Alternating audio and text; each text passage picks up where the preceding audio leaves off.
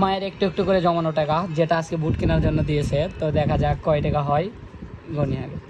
1 2 3 4 5 6 7 8 9 10 11 12 13 14 15 16 17 18 19 20 21 22 23 24 25 26 27 28 29 30 31 32 33 34 35 36 37 38 39 40। তো আম্মু দিয়েছে 2000 টাকা, আর 2000 টাকা আমার কাছে রয়েছে। আপনারা মনে করেন যে আমরা হয়তো ফুটবল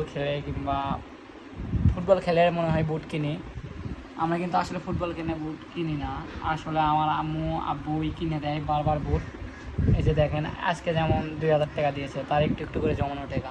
সে চাইলে অন্য জায়গায় খরচ করতে পারতো, কিন্তু সে 2000 টাকা আজকে আমাকে দিয়েছে। তো যাই হোক, আম্মুর জন্য সবাই দোয়া করবেন।